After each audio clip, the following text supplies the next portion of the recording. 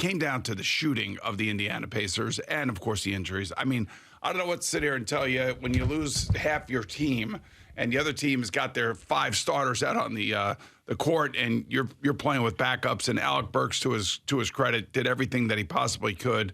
McBride played terribly yesterday. Yeah. He had a chance. He had a chance to really, make a name for himself. And unfortunately, he's made a name for himself this year in some capacity. But yesterday would have been the day had he found his shot and been on. Maybe they keep it close. But I mean, when you have 2 inbounds plays under your own basket after Indiana scores scores, and you throw the ball away twice. Yeah, out of a timeout. One you can't get it in, and the other one you throw it away. I mean, in that first one with McBride where you couldn't get it in, that was out of a timeout. Yes, exactly. So you think about those 2 plays in particular, and that kind of gives you an idea of where the team was, where they were mentally. And I think, once Jalen Brunson goes out, and surprisingly, it's reported as a broken hand, you're like, you got to be kidding me. So the future is bright. I will say that. They brought me back. Jalen Brunson himself over the last 2 years has brought me back into being a Knicks fan again and watching the team, because it is worth watching because of the effort. And Josh Hart, same thing. And Anunoby tried to pull a Willis Reed yesterday.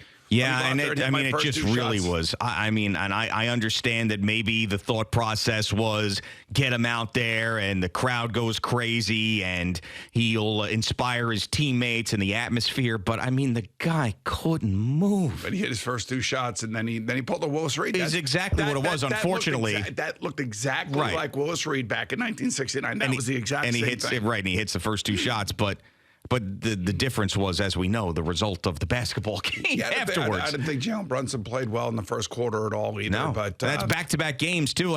Not to sit here and, you're not going to criticize Jalen Brunson. Without him, we're not even having these conversations. But, the beginning of Game 6, the beginning of Game 7, he wasn't himself. And that was the difference. Just like we were talking about of what type of Jalen Brunson we're going to get in Game 5, and we saw him doing all his maneuvering and scoring at will and all of those things and made us feel comfortable. Never got there in Game 6 or 7. Never looked like himself. Well, the other thing, too, I felt like in the beginning of this game, in the first quarter, that everything the Knicks were doing on offense, it was like it took everything they could to get the ball in the basket. Then going down the other end, guys wide open hitting threes. And you got a 7-footer like Miles Turner. I would just let him shoot the ball the whole game. He makes a lot of those too, though. And then, of course, Halliburton shows up, and he has a great first quarter, and he's making his shots. And everybody was, I think in his world, people had been questioning him whether or not he could do this at Madison Square Garden. Yeah, sure. Because he's kind of, I don't want to say the word is not wilted, but he hasn't really gotten into the game until yesterday at the Garden. Yeah, and he was in everybody's face. He was screaming at the crowd. It was one of those moments for him. And if I were him, I would have been doing the same thing, because that's what everybody was saying. You can't win on the road.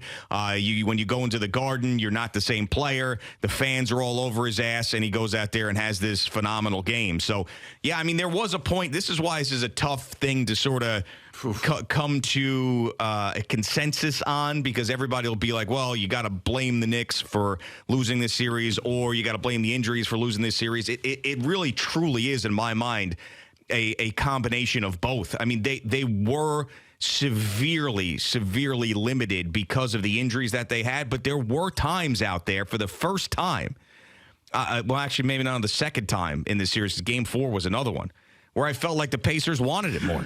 I got to be honest. There were a couple times, early on, I just felt like they wanted it more.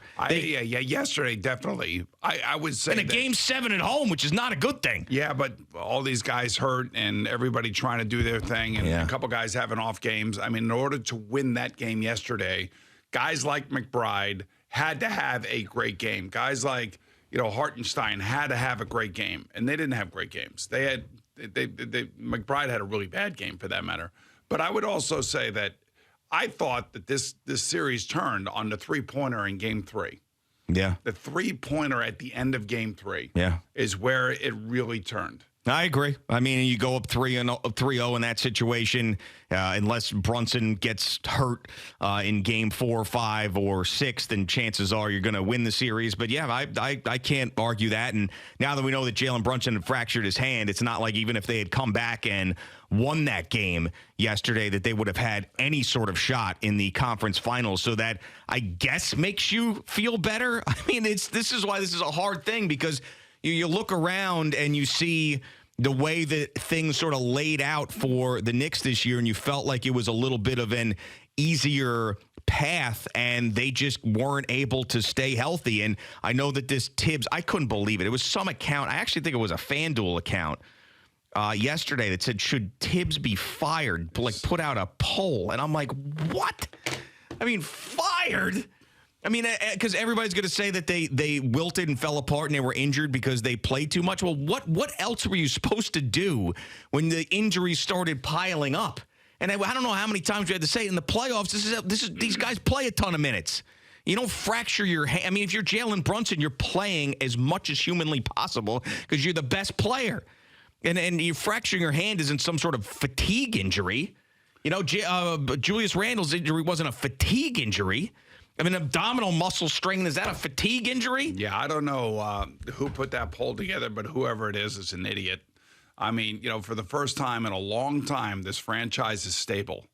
And I can't believe I'm saying it. I mean, you have a coach that preaches defense, the players seem to really like playing for him. And they basically ended up having injury after injury after injury. Mitchell Robinson, Julius Randle, OG Anunoby, now Jalen Brunson, Josh Hart in the middle of game 6. So I don't want to hear anything about the coach. The coach did a hell of a job keeping this team competitive under extreme circumstances. And there's no reason why anybody should even be thinking about firing Tom Thibodeau. You know, for all the Knicks fans out there that are like us, that appreciate exactly what he has done and what he has brought here to this franchise. Remember, this is a franchise that has had David Fizdale as a coach, Derek Fisher as a coach, Isaiah Thomas as a coach, Jeff Hornacek as a coach. I mean, I can go on and on and on and on and on. You finally have a legitimate coach. Guys like playing for him. He's had to deal with Julius Randle the last 3 years, and I think he's gotten the best out of Julius Randle. And I think he'll continue to get the best out of Julius Randle next year when Julius comes back, if in fact he stays here. But, you know, the coach is the least of the problems. The front office is finally stable.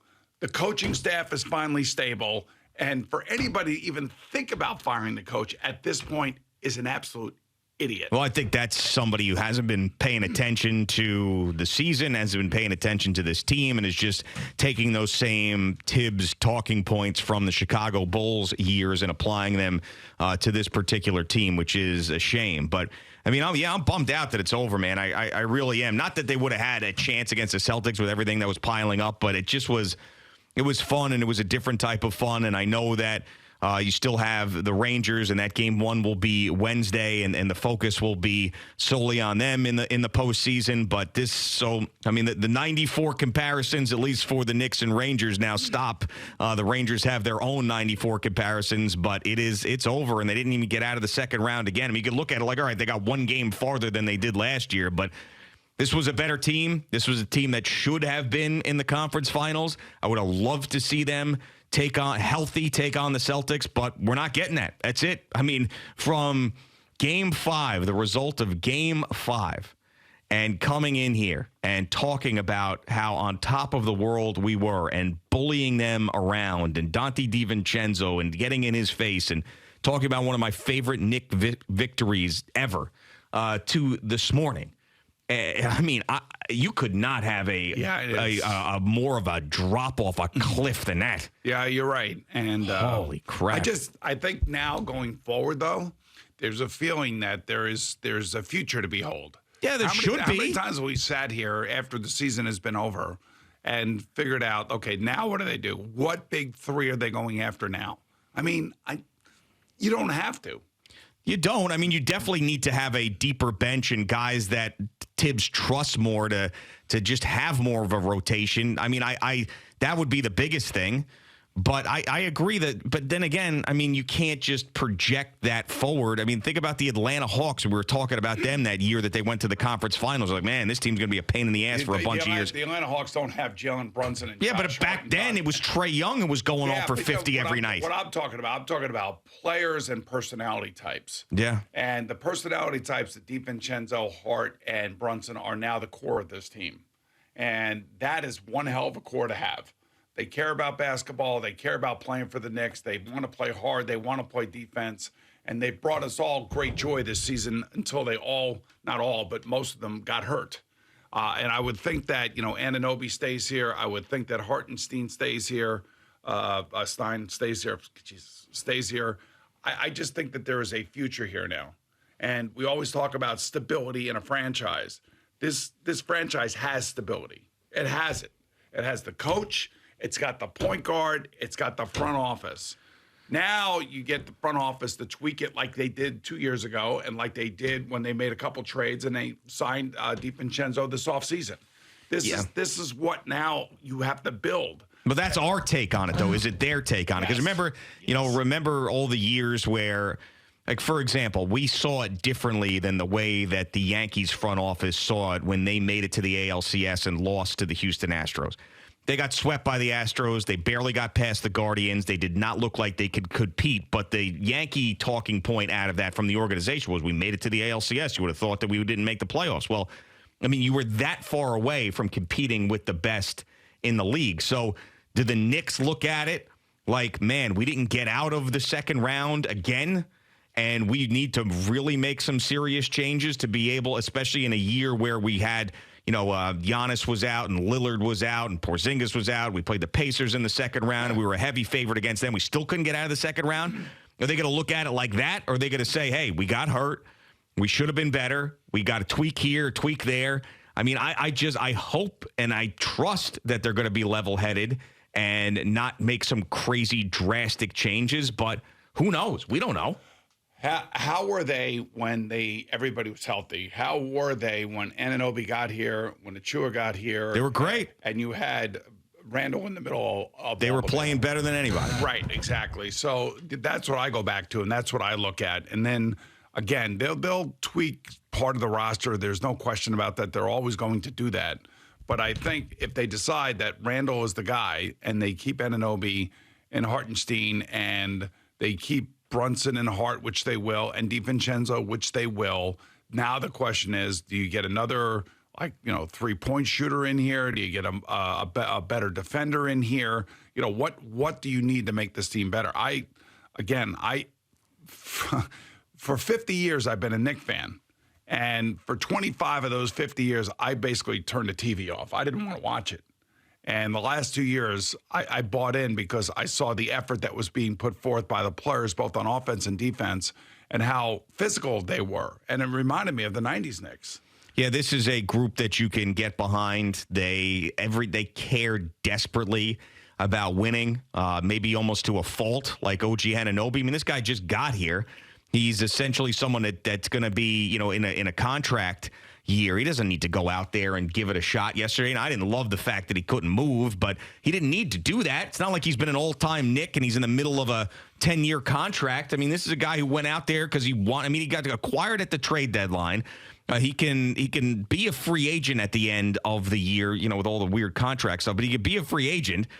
And he's out there testing it on a hamstring in a Game 7. We could barely move. I mean, that's the type of team that they've been. These are not like the spoiled brat professional athlete teams that we have seen. Exactly. These guys, that's why you love them, and that's why it sucks even more that it's over.